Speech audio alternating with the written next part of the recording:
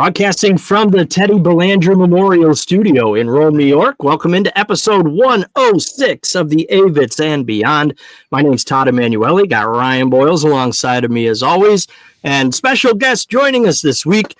He's a real estate broker. I have questions about that. And a musician. He called himself a fledgling musician. So we'll find out more about that as well. Randy Higgins is here. Randy, thank you so much for coming on with us this week. Thanks a lot for having me, guys. I appreciate it.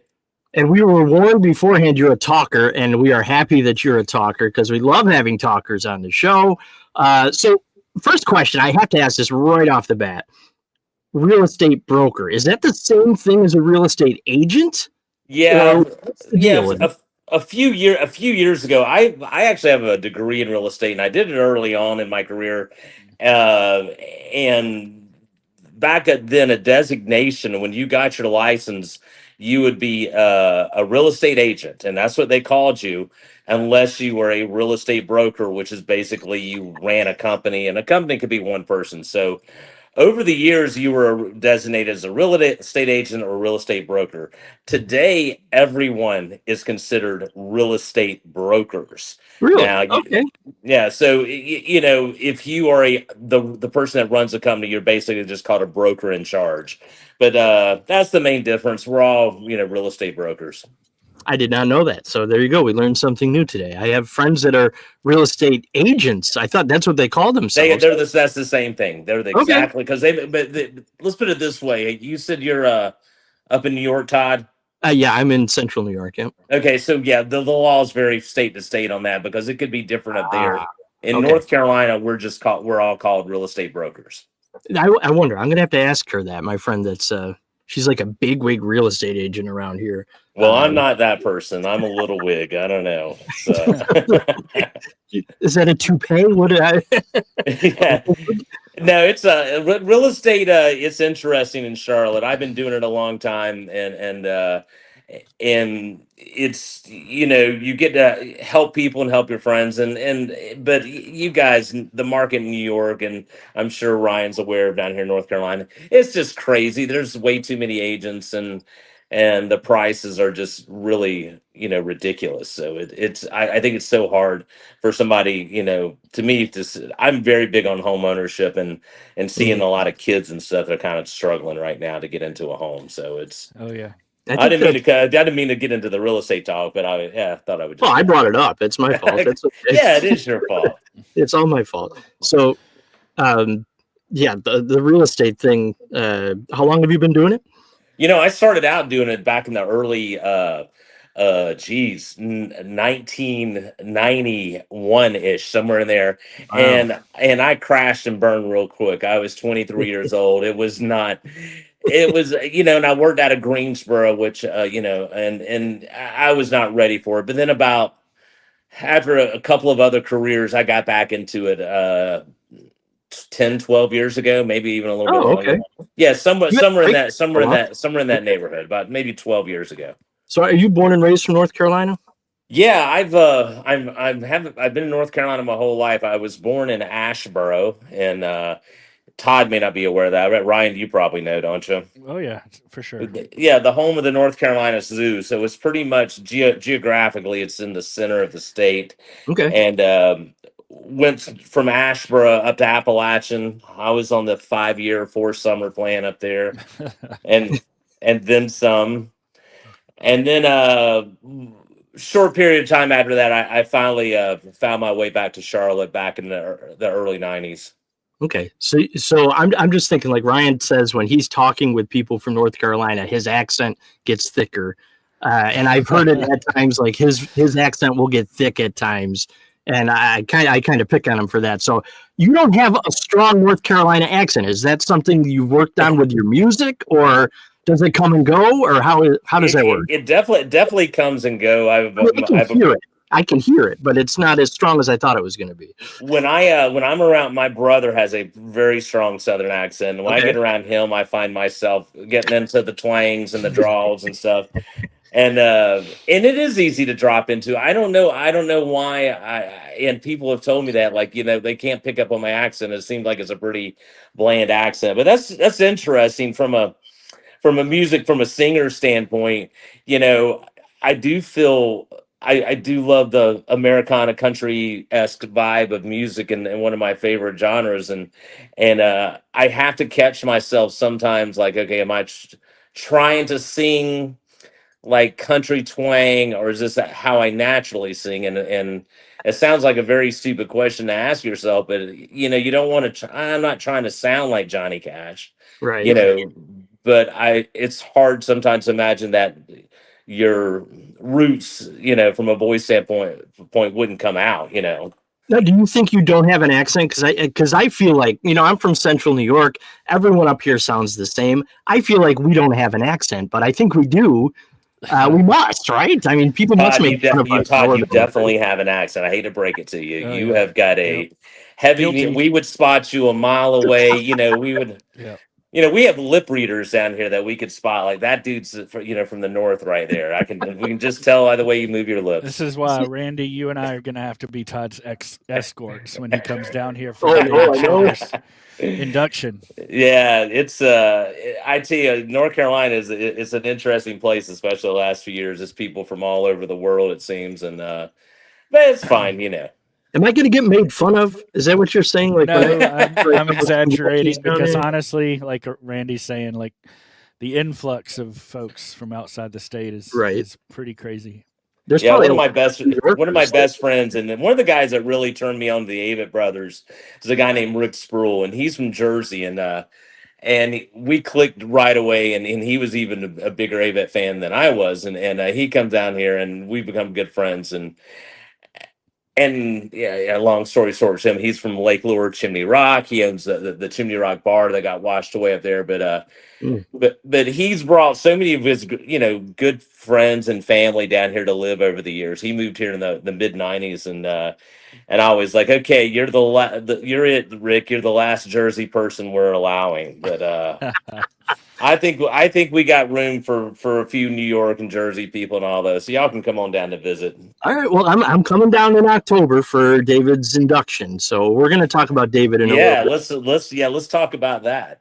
Well, you mentioned the Avid brothers, and I want to get into this first, as Ryan put up the nice graphic on the bottom there that says Sure. discovering the Avid brothers. You mentioned your friend introduced you to them. How long ago was it? When? Where were you? What do you remember from that whole situation? And you've been a fan for a long time. Yeah, the one I remember even better. So just being, I mean, I'm a big music head, so I've been seeing live music since I was 12, Mm. and on a weekly basis here in Charlotte, I was usually, you know, either performing or open mic or seeing people. So, but I was aware of the Avett Brothers. Uh, and then my buddy Rick about the same time I was on a mission trip in El Salvador, and this is back El Salvador's you know for whatever reason it was not very safe at that time but for sure, and was sharing a room with a couple of friends of mine and just the middle of nowhere, El Salvador. And he said, "Have you heard of the Avett Brothers?" I was like, "Yeah, I kind of know. I think I knew I Am Loving You, the song or whatever." And he threw on a Head Full of Doubt. And I don't think I've ever been like, you know, they call it God smacked or knocked over the head with a 2x4. And that was kind of what it did for me. The song Head Full of Doubt. I've never seen one song just clinch me. I was like, okay, I got to know more. And, Mm. and since then, you know, that was around 2011. So I've been 13, 14 years, you know, of regularly attending shows. How many shows have you been to? You know, I What's was your looking at, I knew you were going to ask that question. I was trying to get into my account and I think I didn't update it, but I'm right around 45, Okay, you so know, you're so right in between me and Ryan. How about that? yeah. So Okay. it's one of those things. And I don't know That's how much respectable.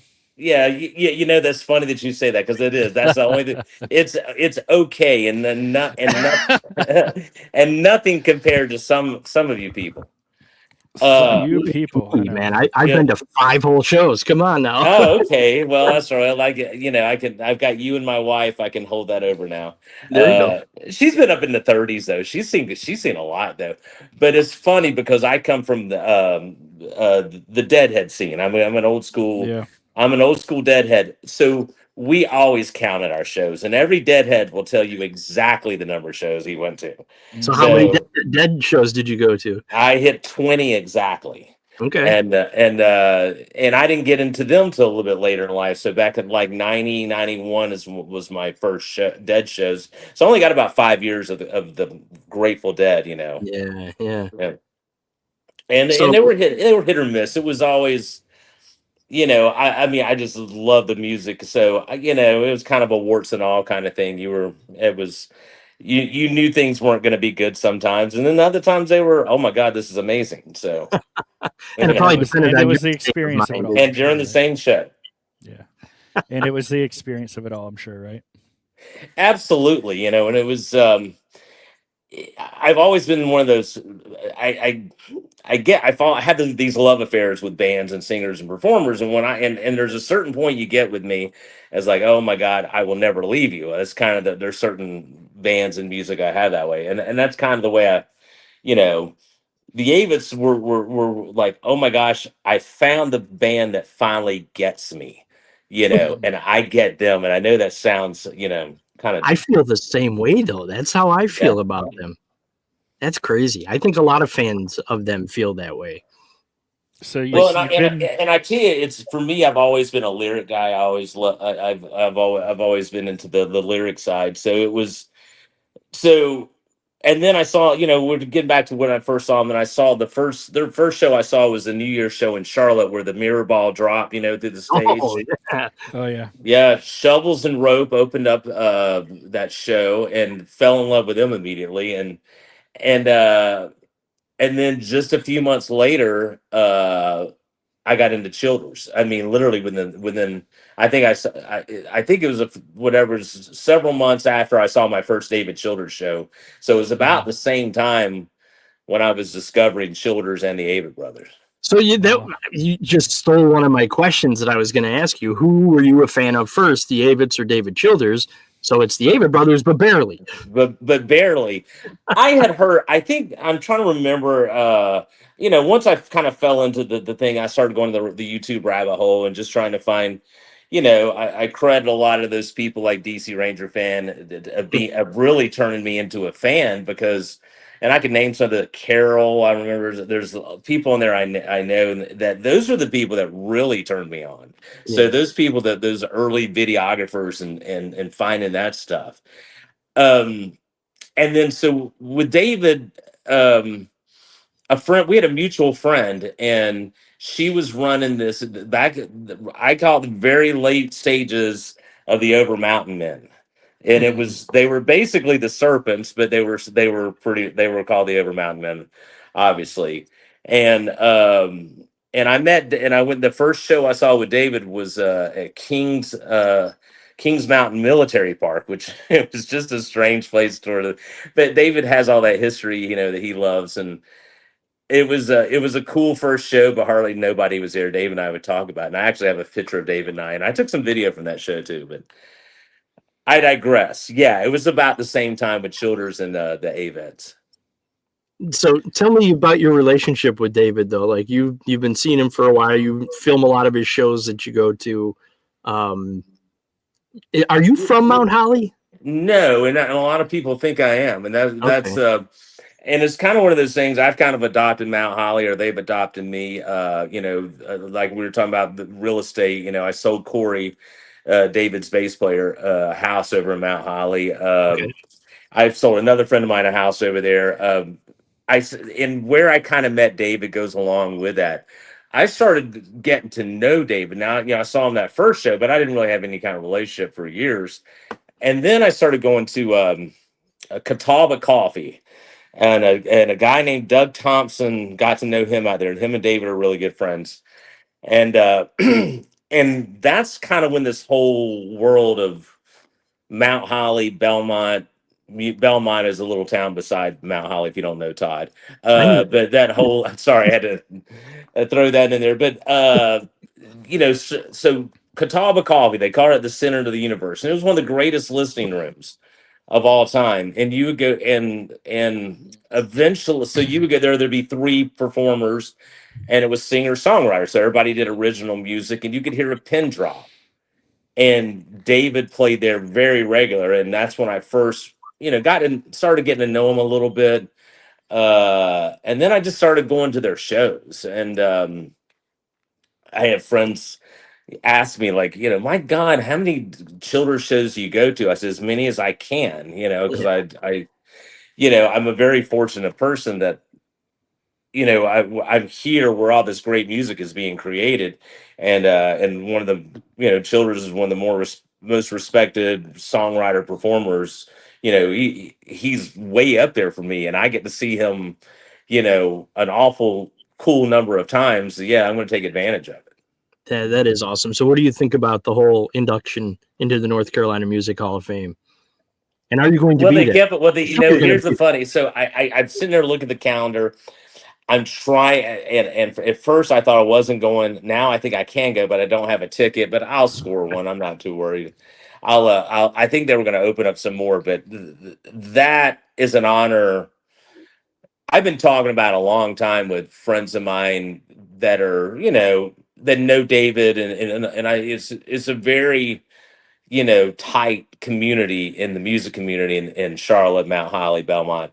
Mhm. I mean, when you sit there, like, how many people know? Well, I know them, I know that, I know that person. So we all, we have a lot invested in our talent around here, and everybody was, ecstatic, that I knew that was like, okay, this is long overdue. Definitely. Um, and it did, and I tell you that it surprises me only in that historically you always kind of you listen to Rock and Roll Hall of Fame, you're like, oh, I guess who got screwed there. And it was kind of like, and I was like, they're just, they won't put David in there because that's just the way they are. So it was really unfounded on my part. So I saw him and hung out with him like the day he knew it then. So he kept it a secret. And Daniel Costin was there too. We were hanging out, and that was part of, I think he was telling him, but I'm just over the hill happy for him. And, he's one of those people that I think over the years people are going to, as his catalog is studied and more people are really, digging in through his things, I think his career will have legs well into the next century, Definitely. No, I think it's so cool and so very well deserved, like you said. I can't wait to be there to see it actually happen. I'm stunned that I'm actually able to go. And if you can't get a ticket, I will gladly buy like a long trench coat and like get on your shoulders, and you could like sneak in with me. I know one will say anything. it is kind of crazy that sold out because that's a big theater. I thought I heard more tickets are going on sale soon. I think they are, and I I'm going to snag heard one. I mean, I wouldn't miss that for the world unless something, unless they're putting me 6 feet under, I'll be there. Yeah. And it's it's one of those things I never really paid attention to the North Carolina Music Hall of Fame until probably the Avetts got in. Yeah. And I haven't even been there yet, so I'm slack in that respect. But Oh wow. I know that. Yeah, That's I know shocking. that does. But it's but I just want to get back to David real quick. We were talking about that because I'd go on tangents here, but we were talking about when did you get to know David? Right around, I mean, I was really, seeing a lot of shows, and then all of a sudden the pandemic happened. Mm. And we got to know each other more over the pandemic. Well, time to time we would we're texting, we may FaceTime or something, but uh, coming out of the pandemic, David and the Serpents played at my house. It was actually like the first show they played.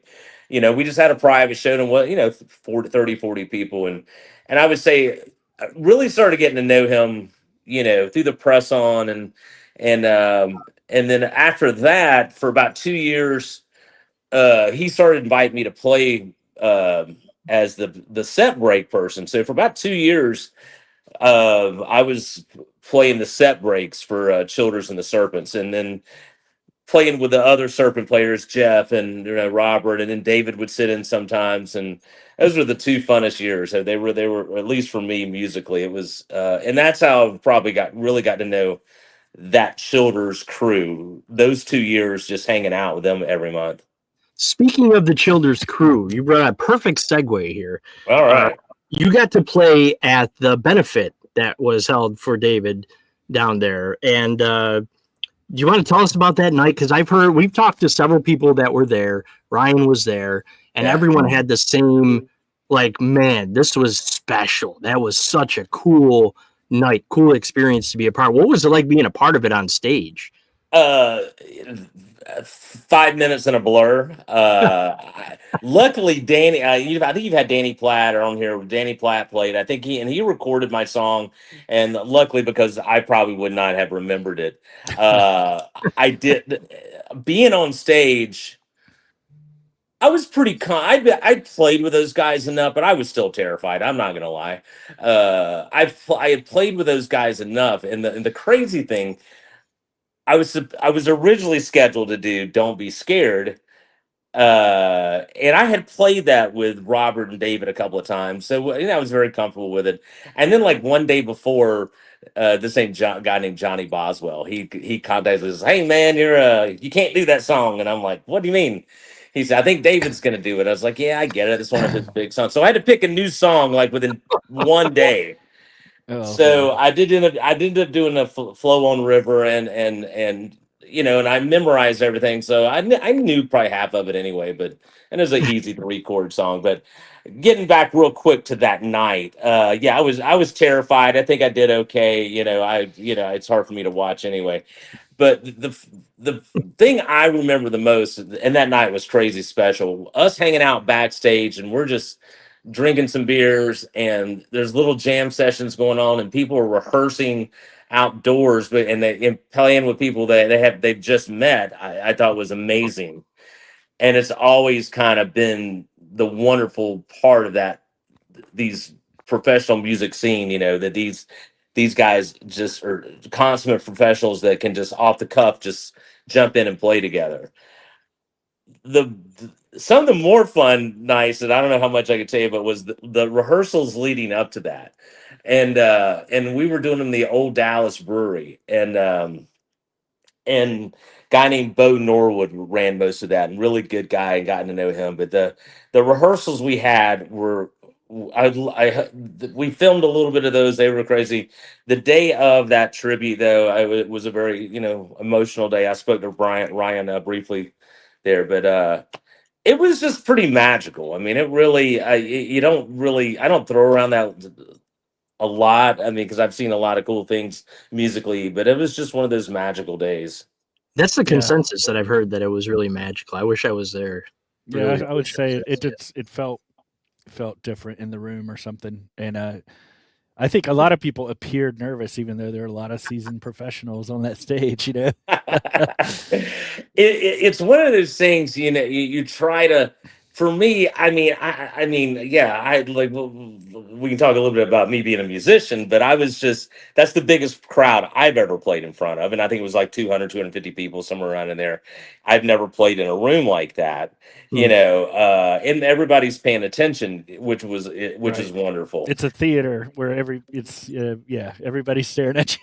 No there's escape. there's nowhere to hide, and it was one of those, it was one of those things. I got yeah, if I we have some drinks sometimes, I'll tell you some other funny stories. So What an honor All to right. be a part of that whole thing. And they, of course, they filmed that for, or part of it. I don't know what they're doing with it, but they're turning it into a documentary of some kind. Do you know anything about that? Do you have any Okay, insight on that? Can you there's even a talk guy about it?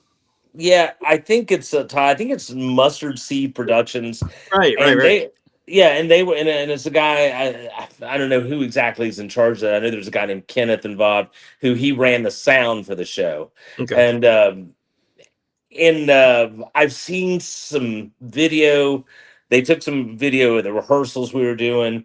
Uh, I think one of the most interesting things about that night, and there are a few people, and I'll say, I, I was honored to be on that stage. I think I'm one of the reasons I'm friends with David didn't hurt. So Right, of course.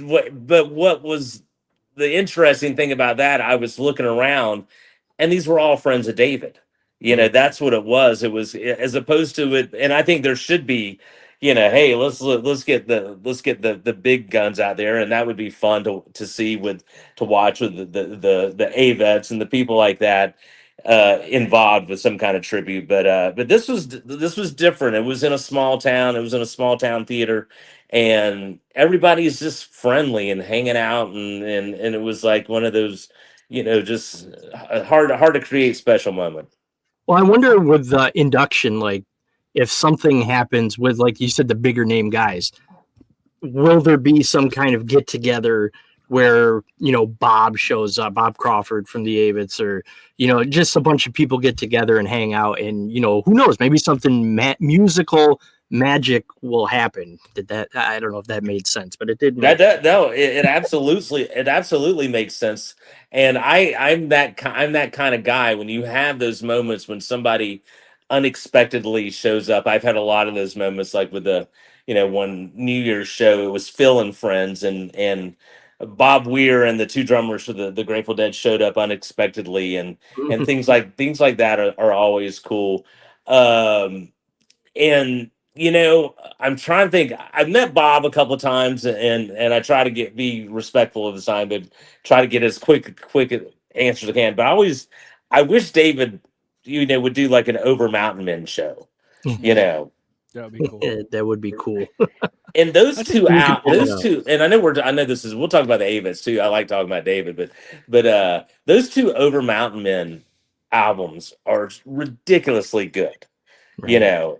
And some of my favorite songs on there. But that's a good point. I forgot which one of you made that. That would be cool if they did a little Avett set. Heck, it's right around the corner from them. I hope they're there. I'm fingers crossed, but I'm not counting on it because they're busy. I mean, look, not only did this thing sell out, but I mean, the lineup of inductees beyond David. I mean, you've got it's impressive. Clyde Maddox, you got Luke Combs, you've got Robert Deaton. I mean, there's going to be a lot of tribute, performances there too. I think so. I think there'll be some. Luke Combs is huge right now. That might be one of the reasons. He's huge. He's an Appalachian boy. Yeah, that's gonna be cool. I'm very excited. I think it'll be a special night because definitely not only will some of the inductees perform, but some people will perform. As a tribute, as a tribute, right? I look forward. Well, and you guys make a good point. You expect things. Oh my gosh, of course the Avetts would play, but you're right. People have lives and vacations and all that. But I still, I think it's still going to be a crazy special evening for David. It's David. I think people are going to turn up for him. Show up for him. I hope that a lot of big people will be there for him. What was your first concert that you ever went to? You talk about being a big music guy. Do you remember the first show? Absolutely remember. I'm going to say the year was 80 or 81. It was but it was Cheap Trick. The All Shook Up tour, which is the name of their album, and that was at the old Charlotte Coliseum, which they call Bojangles over here, which is still one of the greatest music venues around. I mean, have you ever been to Bojangles, either one of you? Oh yeah, not me. No, mostly all the New Year's shows that I've been to. Right. It's just I don't know. It's just it sounds usually pretty good in there. Sometimes it gets ringy. But yeah, that was being from Asheboro. Most of our big concerts we were in Charlotte or Greensboro, and then this was back before they remodeled Greensboro. But Greensboro was a lot closer, so that's where my second show was Van Halen Fair Warning tour. Nice. So back in those days, I was more AC/DC, Kiss, Van Halen, but into the Stones and the Who a little bit, and then I didn't really get into like my Americana phase, like now, I don't know, 20 years ago, something like that, So it wasn't like, oh my gosh, I've always been this, country Americana guy, but no, I really wasn't. Then in the college days, it was REM, the Smiths, the Smithereens, Driving and Crying. And then after that, I got into the Grateful Dead, and then it was the hippie jam band years, and Fish and Widespread Panic, and and then now we come in and kind of cruising. I still go and I still dip my toe into the whole jam band scene, and I love the old people. Like I saw Neil Young last week, or was it 2 weeks ago, here in Charlotte. So I still like catching these old school rockers. I mean, who were you guys watching when y'all were young? Oh my God, I saw Cheap Trick in concert. I sat in the front row at the New York State Fair back in the 80s and saw Cheap Trick. Actually, they had 2 shows that day, and I was at both of them. I've seen Van Halen. That was one of the coolest things ever to see Eddie Van Halen play Eruption live. I was so excited to see that, especially now that he's gone. Like, I got to see him play live, and that was just a great moment. Well, that's my story. I haven't seen Cheap Trick, but my first concert ever was Van Halen. There you go. Oh wow! But that was when, gosh, what's his face took over? With Sammy? Right here, right now. Sam, So it was Sammy Hagar, because it was like 90, it was like 89, 88, 89, something. Yeah, mine was like 92, and it was Sammy. And then I saw them when Dave reunited with them back in Greensboro. The Greensboro. Yeah. Were you at that show that the jump was horrible? Like they were off key. Yeah, well, he did this whole montage in the middle of the show. He had like this video montage of his ranch or something. Yeah. What? Yeah. Dave is so weird, and I saw some clips of him recently. I never saw Van Hagar. I saw Van Halen 3 times. Like I saw the reunion tour. I saw the Greensboro show Ryan's talking about. Then they started they started the whole kickoff in Charlotte. And it was good. I enjoyed it, but I don't know. It's and then back in the day I saw Fair Warning, so that was like Van Halen at the top of their form. I mean, it really. Yeah. Well, I went with these 2 guys that were hardcore Van Halen. They had both been to like 25 shows, and they were just placing bets on like, will he do a full split, and what are the notes he's actually going to be able to still hit, and all that kind of stuff. Well, no, that's well, I swear I did see him do the whole split off the top riser, and because back then, we were all MTV babies, and Van Halen was on all the time, Dance the Night Away, and he does the big split, and you're like, oh, I love Diamond Dave back then. He's funny. He is an interesting character. So I found out my first concert ever when we had Daniel Costin on the show. He's been on a couple times, but Daniel's a good guy. I know him really well. Time, his first concert and my first concert were the same concert. We were both at the New York State Fair, I think 1983, I think it was, and we saw the Beach Boys, and that was both of our first concerts. That is wild. That's crazy, isn't it? I couldn't believe it. I love talking to Daniel, and it's incredible. Yeah, his stories and we start talking about shows like that too. Like, oh my gosh, you were there, and certain the shows at the fairgrounds back here. I'm not sure. Like they had Smile Fest, and this is kind of near where Merle Fest is. If you know where Merle Fest is, Todd. They used to have these festivals, like Derek Trucks would play and Widespread Panic and all those times. And but Daniel and I were talking about those shows, but he'll start talking about Wilco in Chicago, and I'm like, and it's got the pictures that are amazing. So Daniel is somebody who's lived this stuff more than anybody, and he's an amazing storyteller too. We had him on. It was just like all Ryan and I had to say was, "Hey Daniel, how's it going?" And that was like the rest of the episode. He was telling stories. True. And just a good I'm clicking around and stuff with my little iPhone, and it's when you see somebody that's a true photographer like Daniel, you're like, yeah, I'm just relying on the equipment, and Daniel's got a real eye, and he's filmed Johnny Cash and Willie, and Mr. Cash, Mr. Cash, that's right. And he told me that was one of the episodes where we focused on the accent thing, because he's lived in North Carolina for a long time, but he still has Central New York State accent. And I was fascinated by that. I've always thought he was from the North. I didn't know how long He's from New York. He's from around. He's like 2 hours from where I'm from. Is where he's from. But he's lived in North Carolina way longer than he lived up here. And what's the name of your town, Todd? Well, I live in Rome, New York. I'm from Syracuse. Oh, Rome. Yeah. I was in Rome. You were in Rome. You ever heard of Modown? Oh, sure. Yeah. Yeah, I was in Rome for Modown. This has been Modown 4, and that was like 20 years ago. Wow. And it was all. I mean, the Flaming Lips were on the bill, and there was somebody else big, and it was about as crazy as a night as you would ever imagine. Rome doesn't get too crazy, but Rome is famous for hosting Woodstock '99.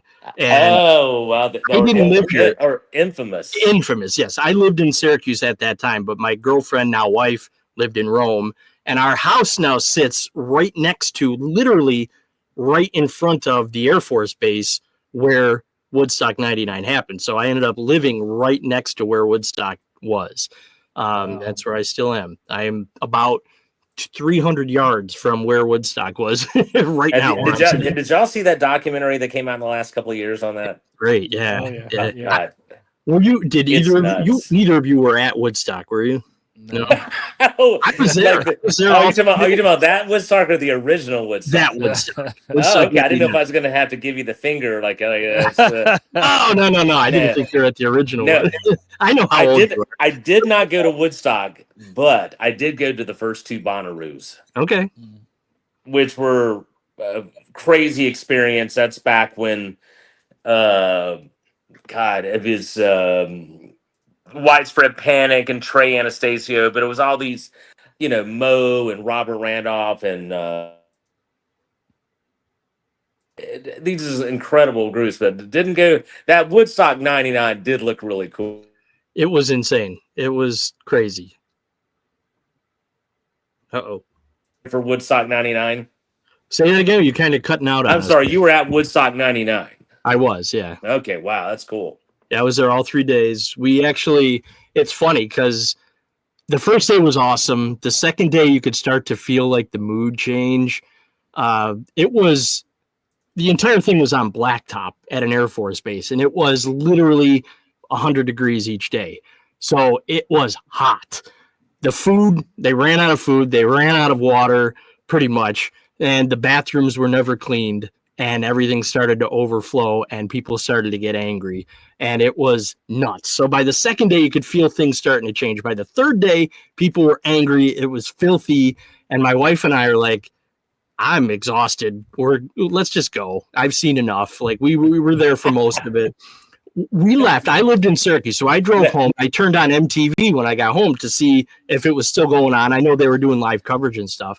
And I see a blimp shot or an airplane shot that shows a fire, huge fire. And I'm like, whoa, what is that? And I look underneath and it says Woodstock '99, Rome, New York. I'm like, what? Yeah. Man, am I glad we got out of there. The riot went crazy. People were stealing money out of ATM machines and it was crazy. And I am so happy I wasn't there for that part of it. Yeah. The documentary is nuts, and that was, you said something a while ago, and I started laughing because I forgot what you said now, and I was like, my God, that's just getting old. Yeah, it's like, I've seen enough, and I'll do that too a lot of times. At big concerts now, like I start walking out, and I'll catch the the encore usually on the way to the car these days, So I've seen enough, and getting home at a reasonable hour is more important than that last song, All right, so we're running short on time here, so we got to get. I'm sorry. Yeah, go for it. Okay, I wanted to ask you quickly about your music roots and how you started playing music. Before you had questions for us, I want to get to. Yeah, sure. I want to know what you want to ask us. Well, music wise, I tell you the truth. The same guy, Rick Sproul. I started going to open mics. I don't know, probably 15. I played some before that, mostly in rock bands, but then I was getting into Americana music, so I started hitting open mics about 15 to 17 years ago.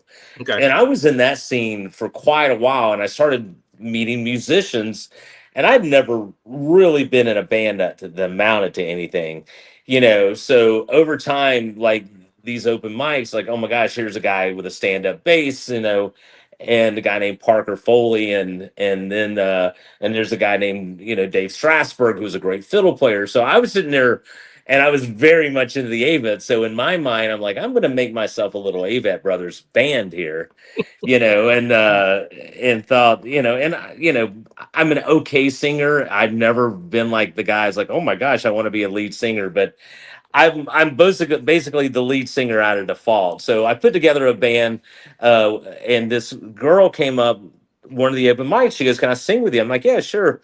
And we hit it off. And her name's Rebecca Dorn. So we had another band that was called something dumb, and then we eventually settled on this band called Catawba Rush, and we put out an album about 2 years ago. It's called Catawba Rush, the coming days, and it was basically a mix of jazz, Americana, soul.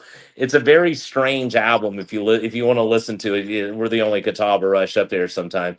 Uh, she is a very powerful singer. I'm kind of what I am. I'm kind of like a guy that talks, sings like he talks, kind of.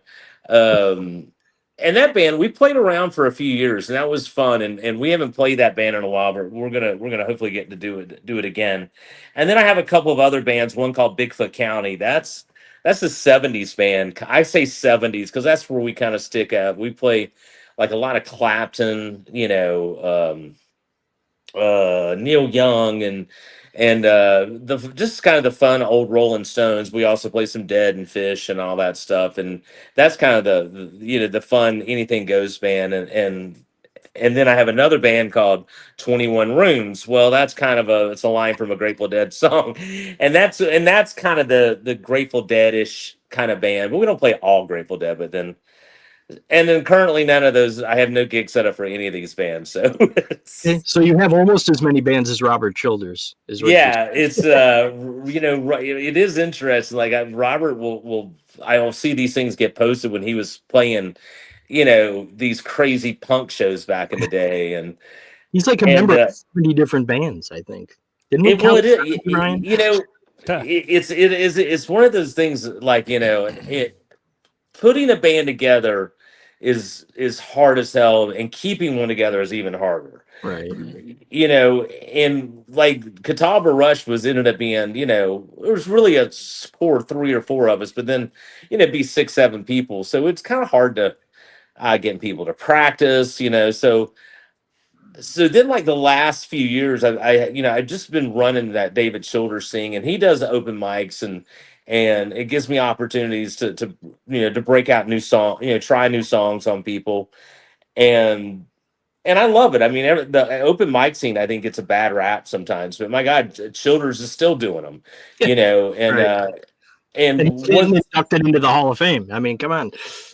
exactly, and it's one of those things. You guys, if you're ever down here and get a chance, like to come to some of these, you know, what's kind of neat. It doesn't happen all the time, but a lot of times at the end of the open mic, it starts turning to a jam session. Nice. So people just, oh man, do you know this song? Do you know that song? Well, it's just in G and it's only 3 chords, and then half the time that doesn't even happen. Just people that are good enough musicians, and all of a sudden you're these phenomenal musicians who have never played together before are jamming out, and it's something like, oh my God, those guys look like they've been together forever. That's awesome, though. All right, so we might have to play a Catawba Rush song to kick off the show here when I play the music. We'll see if we can pull one of those out. All right. So what are your questions for us, quick? Because we have like 5 minutes left, and I've got a lot of stuff. 5 minutes. Like, and I think it both similar questions. I guess. When did y'all start getting in? I like call it the Avett scene. I love it, Avetts and beyond. So you're both big Childers fans. It seems like. So when did y'all really get into that Avett Americana scene? Ryan, you want to start? You've been a fan longer than me. I think I was not ever into country music. I was a dead set against it. I don't know why. I just didn't want to be country, even though I grew up in North. I think maybe it's because I grew up here. I don't know. But similar to the Avetts, you know how they always talk about how they love Nirvana and all those things when they were growing up. I'm the same age as them, so me too. That was my scene, and rap and hip hop and everything else. So it really took somebody like dragging me out to a show to see them, to even understand what it was. I didn't know what it was, but I knew I liked it. And like Yeah. you said, Randy, it just like, seeing that first performance live is what did Ooh, it for me. I don't think listening on the radio or listening on a CD would have done it for me. Seeing them live, it's like it's a it does totally something to different you. animal Yeah, than just listening to them for sure. totally.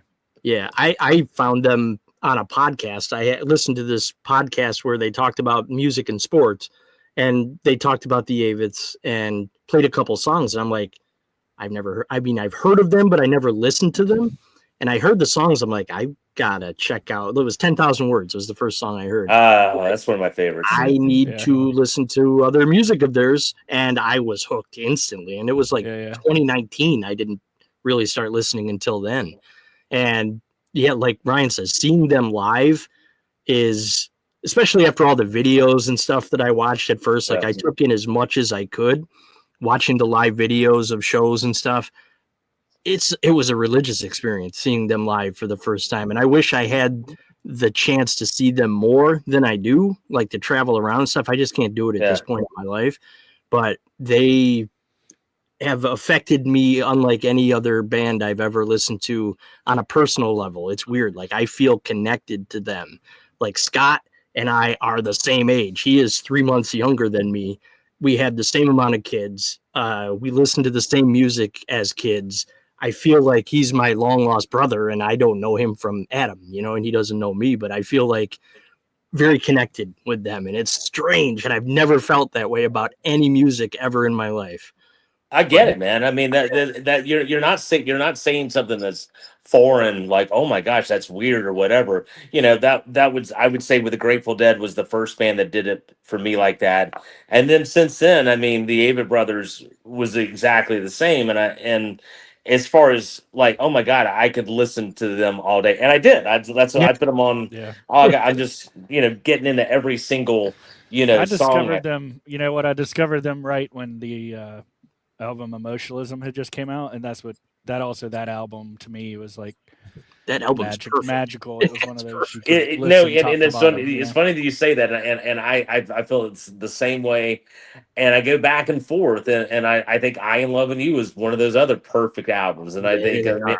And those and I bands. think Mignonette is the other one. I think those three are perfect albums.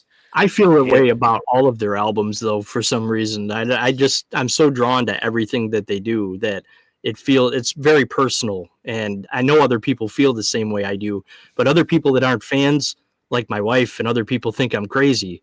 But they don't get it. Like if they felt the same way I did about it, they would feel the same way. I mean, they would understand. It's just weird. I totally understand and appreciate your passion, Todd. When you do get it, you're like, oh my god, it's like you're this teenage girl that says, oh, So weird. I love them so much, my heart hurts, and it's but it's one of those things. I mean, I remember, music's always been kind of one of those things, like, no matter what, it's my go back to. If I'm depressed, I'm whatever, I want to, cruise down the road, whatever. The Avets totally have been the soundtrack for my life the last 15 years. And I put David up there with it too, along with, Yeah, I Will, discovered David from the Avets. Like the people that I've discovered music wise through the Avett brothers has changed my life. Like I never listened to country music. Like I never wanted anything to do with country like music. And it's all I listen to now, but like authentic artists like Sierra Farrell, I discovered through the Avett brothers. She's amazing. Like younger me would be like, why are you listening to that? But now it's like, I get it. Like she's this unbelievable artist who has this amazing voice. I don't care that it's country music. She's amazing. And yeah, and you make a good point. Like the people that Sturgill Simpson, it's just never ending of these bands that I've discovered because of it. Well, and Sturgill's somebody I mean he's been around for a while, but I've really started getting into him the last like year, and I totally screwed up and didn't come see him when he was around here. But he's awesome. I get that having that much of a a for a band where you feel that so hard. Oh my God, these people, get me and I get them. My ladder goes, I discovered the Avett Brothers, which brought me to David Childers, which brought me to Abe Partridge, which brought me to like Cody Gentry, which brought me to Dylan Walsh. Dylan Thanks to Walsh. I've Ryan. hung out with Dylan a couple times lately. He's Like, a these good dude. people are all amazing artists that I've absolutely fallen in love with their music, and it's all because of finding the Avett Brothers, and it's changed my life, and it's crazy to say, but it's true. All right, I'm going to see. Let's turn each other onto a new artist, and let's see. They didn't have to be new, but like, what are you guys listening to now? I've been hooked on Abe for Abe Partridge. Are you friends with Abe? Do you know Abe? I know Abe a little bit. I met him when he first started coming down here, and I've seen, I don't know, 3 or 4 shows. I like Abe. A lot of it, is it's a little. I'm not getting it, but I'm giving it a chance. Some of it I absolutely like. Oh my God, this dude's brilliant. Some of it I'm not quite there yet. He is quirky, but man, I'm telling you, keep listening because I'm totally hooked on him. I love him, and everyone that he meets and plays with ends up skyrocketing to stardom. And Abe stays at the same level, and he makes fun of himself for it. So he's like, I was good friends with Tyler Childers. Look what happened to him. I've been buddies with the Red Clay Strays forever. They played music together for years. They've exploded now, and they're playing Red Rocks now. Yeah. And, now he's touring with this kid, Jack Barksdale, who's only 18 years old, but he's an up and comer. So everyone, when I just saw Abe a couple weeks ago, he's like, well, Jack's going to be the next big thing because he's touring with me right now. He's going to take off. Well, that's so cool. And Abe was a very, very genuine person. He's awesome. He's such a good guy. He's a great guy. Yeah. What do you listen to, Ryan? I got Tan and Sober Gentlemen. Have you seen them, heard of them? Say that again. Tan and Sober Gentlemen. Never even heard of that. So I will. I'm going to hopefully get a copy of this. So I would say they are like not the same thing as the Avetts, but imagine if you had discovered Avetts in 2001. Yeah. Okay. Oh wow. Okay. I've heard some of their stuff. You turned me on a little bit to them, Ryan. I got to. And they're local, by the way. They're from Alamance County, so you can actually see them perform around here pretty regularly. And they are. I think they're going to be playing at NC Folk Fest in Greensboro in a couple weeks. Cool. Yeah, I saw that. I mean, I'll look you up if I head up there. I may head up there, Ryan, for that. All right. I'll give you my one. He's somebody that's been around forever, but I swear, James McMurtry, I think is what he did. And his dad was the guy that wrote Lonesome Dove. And James McMurtry, his big Choctaw Bingo. But he is one of the greatest songwriters around. And I saw him at a small club in Charlotte last year, and he's playing there again called the Visualite next month. And it was the best concert I saw of the year. He's such a poet. But check out James McMurtry. He's got a new album out, and I'm just starting to get into it. But his album before this, is amazing. So it's but I dig that guy. Cool. All right. Rapid fire questions. We can't have an episode without rapid fire questions. We're gonna have no time to play music on this episode, but it's all good. It's worth it in the long run. Favorite Southern food, or as you would just call it, food. I tell you what, a Bojangles Cajun filet and a sweet tea is pretty dang good. Ding, ding, ding. That is the correct answer. Yeah, that is a Southern answer. We don't have Bojangles up here. Yeah. Favorite movie of all time. Man, I always go back to it for music. Shawshank, but from a music standpoint, The Last Waltz, the band. Ooh, okay. I never get tired of watching that movie, and I watch clips from it all the time. I love that movie. I love movies like that you never get sick of it. Absolutely. Speaking of never getting sick of something, album you can listen to front to back that you never get sick of. Oh man, I would throw we'll throw the 3 Avetts in there. But like the one that I would say I go back to, I still go back to Dark Side of the Moon. I don't know. That's one of those that I can throw on and just, oh my God, here's 40 minutes, whatever it is, and do that with other Floyd too. But there's not many people like I could do that, but Dark Side of the Moon probably. Good answer. Okay, dogs or cats? Dogs. I'm allergic to cats. Oh, yeah. Okay. No offense to them. I dig cats. It just unfortunately I'm allergic. The allergies, yeah, that rules. So if you're allergic to something, you can't have them. Yeah. Last TV show that you binge watched? Ooh, man. Okay, I would say it's a binge watch, but Resident Alien. Have you seen this yet? I have If not. you're, it just finished. I think it finished up. It's like 4 seasons. Check it out. I mean, I'm a big sci-fi interesting. Yeah. conspiracy nut guy. I love all that shit. It's got And Alan Tudyk is the main character, right? guy, and he is awesome. So Resident Alien. There's 4 seasons. I promise you'll come back and say thanks for turning me on to that. We'll see. We'll see if I can do that or not. Yeah. Favorite ice cream flavor? Oh, chocolate chip cookie dough. It always comes back to food here. Yeah, my daughter works. Well, she's in school now, but she works at the ice cream place up here and by my house. And yeah, the chocolate chip cookie dough. I know you can't go wrong. Bonus rapid fire question: do you ever get free samples of ice cream? On a cake, it's so funny because I give her a hard time. Like she'll come off work and she walks in and I see she's got a brown paper bag in her hand and and it's hers, and she puts. You don't touch her ice cream either. So you never get a little sample here and there? No. That's sad. I would expect my kids to bring me samples, but that's okay. More food. Is a hot dog a sandwich? Hard hitting questions. The older I get, I just don't care. So why not? Yeah, sure. It could if it wants to be, ask the hot dog.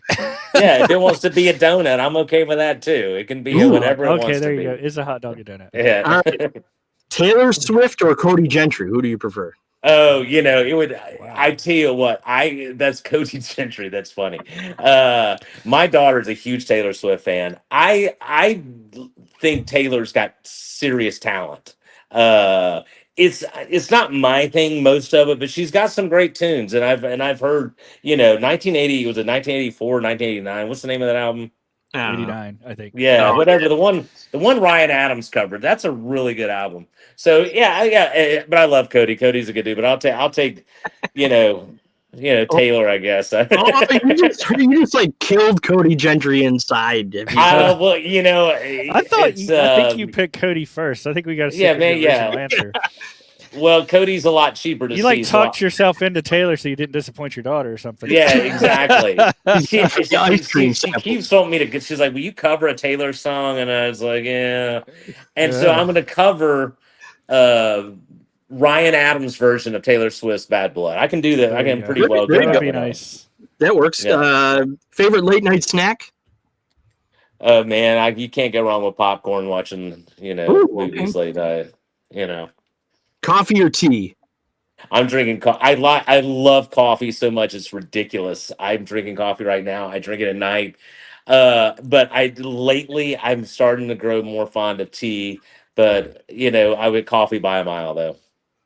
And finally, last question. I'm proud of this question. I hope you have an answer. All right. Have you ever sold a house to a famous person? Say that again. Have you ever sold a house to a famous person? Ooh. Besides Corey from Corey is the most famous from the I honestly believe that is the most